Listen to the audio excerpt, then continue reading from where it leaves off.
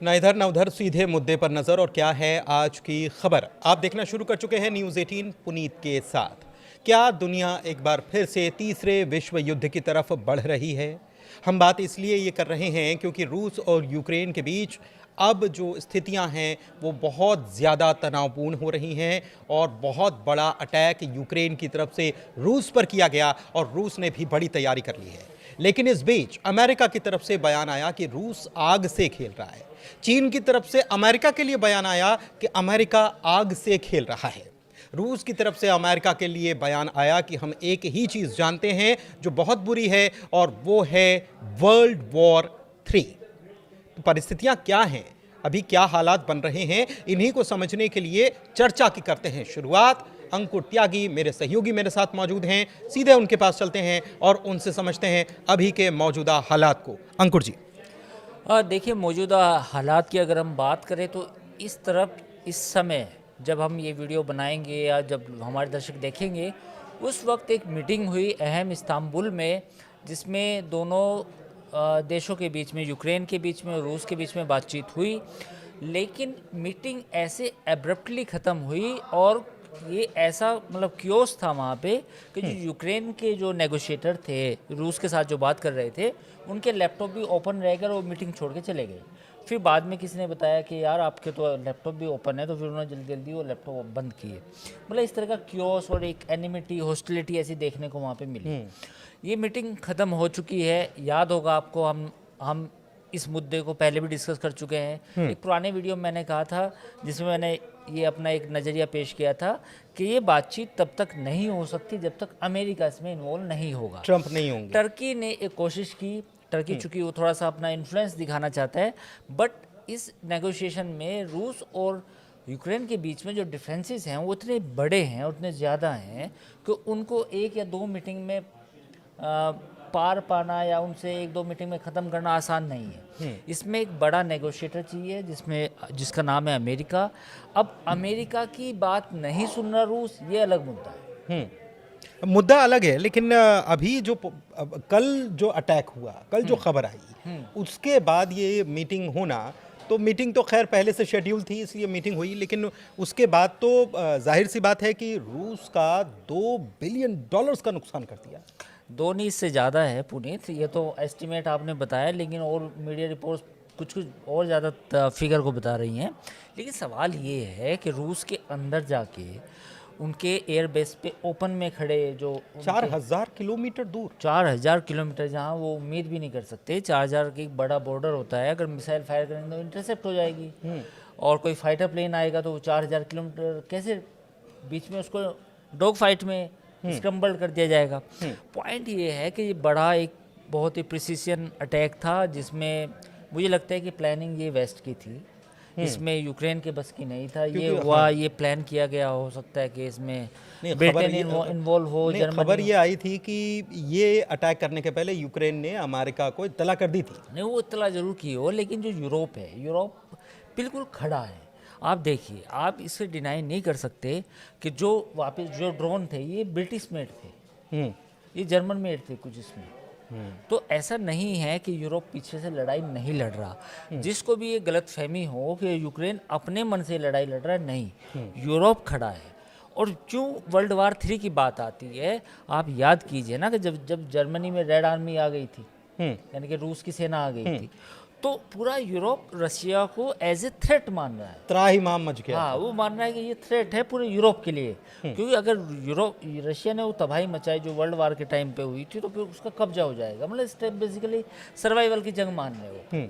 लेकिन वो इस नहाज पे क्यों आई, इस लेवल पे क्यों आए, उसकी वजह क्या है? उसकी वजह है उनकी पॉलिसीज़। जब आपका यूरोपियन यूनियन वहाँ तक सीमित हो गया था, तो आपको यूक्रेन को उसमें शामिल करने की ज़रूरत क्या थी? नाटो में। मेरा नाटो में ऑफर तो कर रखा है आपने। हाँ। पहले नाटो में और फिर यूरोप में, है ना? आप क्यों अपना विस्तार करना चाहते थे? तो जब आप अपना विस्तार करना चाहते थे तो रूस भी है, तो रूस का एग्रेशन आएगा। तो फिलहाल ये स्थिति है। देखिए, पहले यूक्रेन ने अटैक किया, फिर रशिया ने फिर कल अटैक किया, और एक जो सूमी शहर है वहाँ करीब 15 किलोमीटर अंदर तक रूसी सेना आ चुकी है इस वक्त। मतलब जो बड़ा अपडेट है वो ये है कि फिर रशिया की जो फ्रंट लाइन बॉर्डर्स पे जो एग्रेशन बढ़ गया हाँ मतलब। वो एग्रेशन बढ़ गया, उनके जो टैंक्स हैं उन्होंने जो अपनी आर्म्ड है ब्रिगेड है उसको आगे और खिसकाना शुरू कर दिया कि आप जितना एरिया कब्जा सकते हैं। एक रिपोर्ट थी अनकन्फर्म्ड 191 स्क्वायर किलोमीटर का एरिया उन्होंने और कब्जाया है। एक चीज़ और है कि ये 4000 किलोमीटर दूर जाकर सर्बिया में ये प्लेन, ये अड्डे, ये सैटेलाइट इमेजिंग, ये बिल्कुल सारी सही चीज़ें सवाल। अमेरिका सपोर्ट, अमेरिका की धमकी की आग से खेल रहे हैं और आग का गोला सर्बिया में बरसा दिया पुनीत, गया। आपने बहुत अच्छा सवाल पूछा है और यही प्रेजेंस ऑफ माइंड होती है जब हम कोई डिस्कशन करते हैं। पुनीत ने सवाल पूछा 4000 किलोमीटर पुनीत ड्रोन चले जाए ये बहुत बहुत ज़्यादा हैरान और वाली वो एक्टिव रहें और वो अटैक करें। और वो सैटेलाइट से एक्टिव रहें उस एरिया में भी, ये कैसे संभव है? और इमेजिंग, मैपिंग, वो सारी चीज़ें ये संभव ब्रॉडकास्ट, कैसे लाइव है? वो संभव ब्रॉडकास्ट। ऐसे है कि यूरोप के जितने सैटेलाइट्स हैं और उसमें कुछ अमेरिकन भी हैं, वो सब डेटा प्रोवाइड कर रहे थे, वो कनेक्टेड थे उससे। सारे सैटेलाइट, जो भी सैटेलाइट यूक्रेन ने भेजे थे, all of them are connected with the European satellite, इधर अमेरिकन सैटेलाइट। अच्छा, एक चीज़ और है कि जिस ट्रक से वो ड्रोन्स भेजे गए, बाद में उसमें आग लग गई। ये बिल्कुल मोसाद स्टाइल था, हाँ ये मोसाद वाला स्टाइल था। हाँ। वो जो मोसाद ने ईरान में अपना ट्रक भेजा था, वो उनको वैज्ञानिक को मारने के लिए, हाँ उसके साइंटिस्ट को मारने के लिए ईरान के, और उसके बाद वो ट्रक खुद ही आग से जल गया। फखरीजादे, हाँ उनको मारने के लिए, तो उसके बाद वो अपने आप ख़त्म हो गया। ख़त्म हो गया था, कोई सबूत ना बचे। तो वो ये मोसाद स्टाइल था, ये कुछ मोसाद था, कुछ यूरोपियन था और कुछ अमेरिकन्स था। तो मुझे लगता है कि CIA और MI5 ने काफ़ी प्लानिंग की थी इसकी। अच्छा, एक चीज़ और है कि अमेरिका तो ये कह रहा था कि हम सपोर्ट बंद कर रहे हैं, कम कर रहे हैं, नहीं, पीछे तो जारी ये था, सब लेकिन ये अब ये ना, ये देखिए यही तो बात है ना, ये जो छाती चौड़ी हो पूरी गई होगी दुनिया में ज़ेलेंस्की की ये जो, अभी। हाँ बिल्कुल, ये तसव्वुर जो पैदा किया जाता है कि जी एक पल में हम नाराज़ हैं। देखिए यूरोप की अब अपनी लगी है। अगर रूस ने यूक्रेन को अच्छे से ठोक दिया मतलब, तो रूस के चुप बैठेगा, रूस आगे भी जा सकता है। हाँ, तो वो कह भी रहे थे कि हम बफर जोन बनाने वाले हैं, यूक्रेन तक, पूरा पोलैंड की बॉर्डर तक बफर जोन बनाएंगे। बिल्कुल, अगला निशाना पोलैंड भी हो सकता है। अगला निशाना वो इलाके जो उनकी अब औसरिक जो डिफेंस सिस्टम है वो वहाँ तक लेके चले जा सकते हैं। तो पुतिन ने क्या कहा, पुतिन का बयान आया ना, आपने सुना होगा। पुतिन ने कहा कि we can hit Berlin, London and Rome, nobody can stop us, no defence system in the world can detect our missile system. उन्होंने बोला है, थ्रेटनिंग है, बिल्कुल खुल के बोला है खुल के। कि जो वेस्ट खेल रहा है हमारे साथ, ये वेस्ट भूल ना जाए कि रूस का जो नया मिसाइल सिस्टम है, एडवांस मिसाइल सिस्टम है, उसकी जद में पूरे यूरोप के जितने भी बड़े शहर हैं सब उसकी जद में हैं और कोई इंटरसेप्ट नहीं कर पाएगा।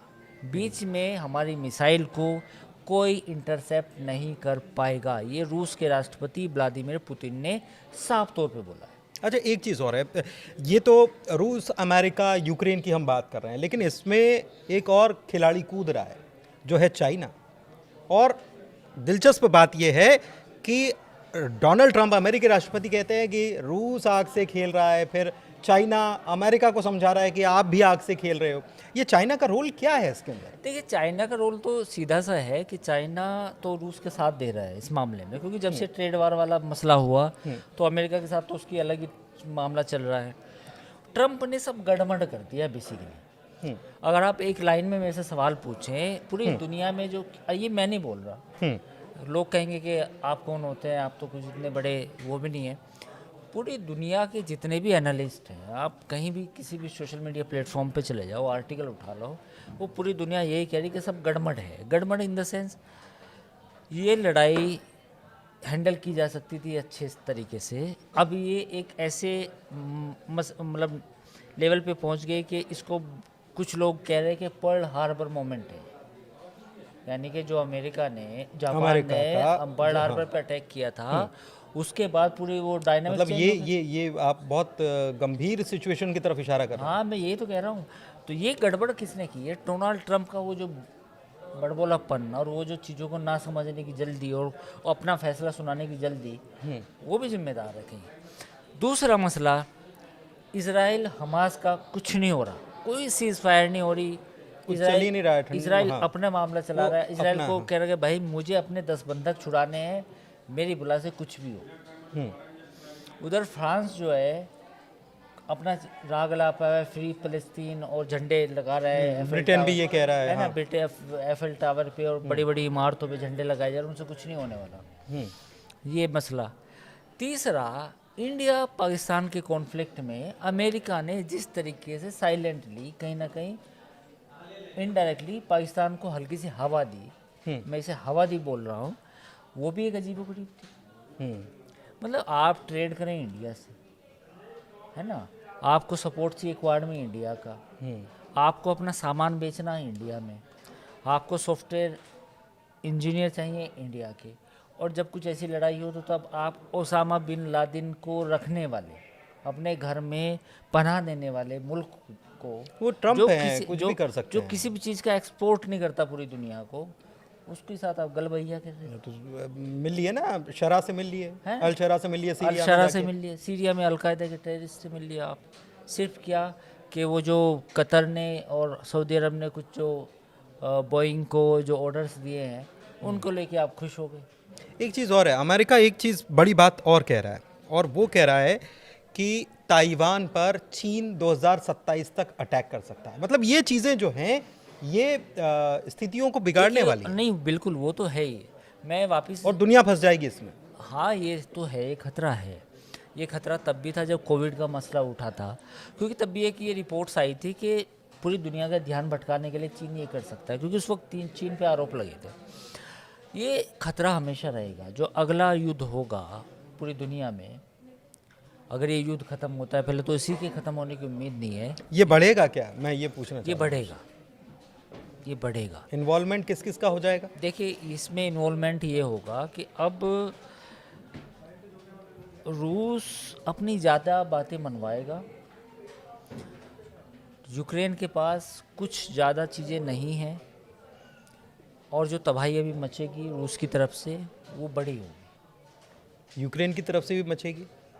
यूक्रेन भी करेगा। यूक्रेन के तो सारे सपोर्ट मिल रहा है। यूरोप है। बिल्कुल सपोर्ट तो मिल रहा है। लास्ट में देखिए, ये जब क्रेजी वाला ट्वीट आया, जब डोनाल्ड ट्रंप ने क्रेजी कहा, उसके बाद अमेरिका ने, यूरोप ने अंदर खाने यूक्रेन को सपोर्ट दिया है, हथियार भेजे हैं, पैसा भी भेजा है, अप्रूवल भी दिया है अटैक का। ऐसा नहीं है कि अप्रूवल नहीं। टेक्टिकल सपोर्ट भी है। टेक्टिकल सपोर्ट भी है, सैटेलाइट सपोर्ट भी है, टेक्निकल सपोर्ट भी है, सब कुछ है। तो अब वो जो क्रेजी वाला ट्वीट था या क्रेजी वाला पोस्ट था, उसके बाद तो चीज़ें बदल गई। उसके बाद तो ट्रंप को भी लगने लगा कि ये सबक तो सिखाना पड़ेगा। हाँ, रशिया को थोड़ा सा डाउन करना पड़ेगा, तब जाके मानेगा।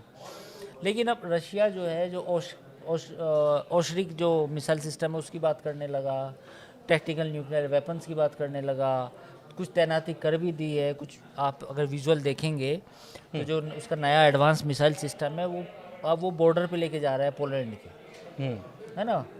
तो वो भी शुरू हो, बेलारूस में अपना मूवमेंट बढ़ा रहा है। अच्छा, वहाँ तैनाती कर रहा है। वहाँ तैनाती कर रहा है S-400 S-600 की, 500 की। तो ये तमाम चीज़ें हो रही हैं। सवाल ये है कि अमेरिका चाहता था कि ये ड्रोन अटैक हो, रूस ठंडा पड़े, रूस को थोड़ा सा और मैं नीचे डालूं, और लेकिन अब ऐसा लग रहा है कि रूस जो है इस मामले को आगे लेके इसमें चीज़ें मैं आपसे सीधे समझना चाह रहा हूँ कि इसमें चीज़ें अगर और बढ़ती हैं और ये एस्केलेशन बढ़ने वाला है, ये तो बिल्कुल नज़र आ रहा है।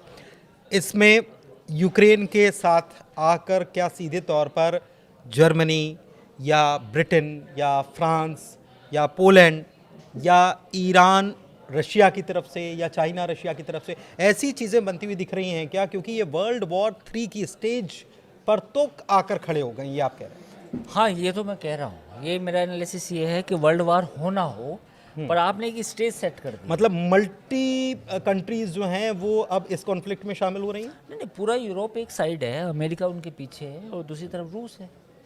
रूस और पीछे से कुछ चाइना कह सकते हैं, चाइना का सपोर्ट है रूस को।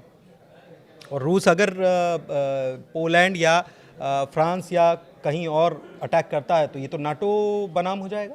बिल्कुल वो भी हो सकता है। और सवाल ये है कि अगर रूस कोई बड़ा अटैक करता है तो फिर रूस के ऊपर भी पूरा यूरोप मिलकर अटैक कर सकता है। हालात तो वही बनेंगे ना। और फिर ये अब देखो उनका पुतिन ने क्या कहा, जिस मिसाइल सिस्टम की मैं बात कर रहा हूँ ओश्रिक की, वो 30 सेकंड में नहीं 4 सेकंड में 4000 डिग्री सेंटीग्रेड का तापमान पैदा करता है। मतलब जो मिसाइल जब वो गिरती है तो उस एरिया में 4 सेकंड में 4000 डिग्री सेंटीग्रेड, यानी इट मीन्स कि जो भी चीज़ वहाँ होगी वो राख बन जाएगी। मतलब ज्वालामुखी तो it is yes and it is equivalent to परमाणु अटैक। आप इसे परमाणु अटैक नहीं कह सकते, बट ये परमाणु अटैक से भी कम नहीं है जो जिस एडवांस मिसाइल सिस्टम की बात है। यानी कि रशिया बिना परमाणु अटैक के सब्स्टिट्यूट यूज कर रहा है। सब्स्टिट्यूट यूज करेगा, कर सकता है। हाँ, मतलब तैयारी कर रहा है। तो पॉइंट ये है कि अगर रूस ऐसा करता है तो रूस का ये भी कहना है कि अगर हम पे अटैक हुआ फिर तो हम लंदन, बर्लिन, पेरिस हम भी अटैक 32 के लिए तैयार रहिए। फिर आप फिर वही है, तो चीज़ें और बढ़ रही हैं, बढ़ रही है। मुश्किल होती जा रही हैं। तो चीज़ें आसान नहीं हैं, अब और मुश्किल है और ख़तरनाक स्तर पर पहुंच चुकी है। उसको समझने की ज़रूरत है। और आपको क्या लगता है कि वाकई में क्या ऐसी स्थिति बन सकती है जो ख़तरनाक स्तर की जिसकी हम चर्चा कर रहे हैं? क्या लगता है, या फिर डोनाल्ड ट्रंप वापस स्थितियों को काबू करने की जो बात करते हैं उसको काबू में कर लेंगे? उनके काबू में चीज़ें हैं भी कि नहीं, ये भी आप कमेंट के ज़रिए बता सकते हैं। फिलहाल इस चर्चा को यहीं समाप्त करते हैं। चर्चा कैसी लगी बताइएगा ज़रूर। फिलहाल हमारे चैनल को लाइक कीजिए, सब्सक्राइब कीजिए। बहुत शुक्रिया।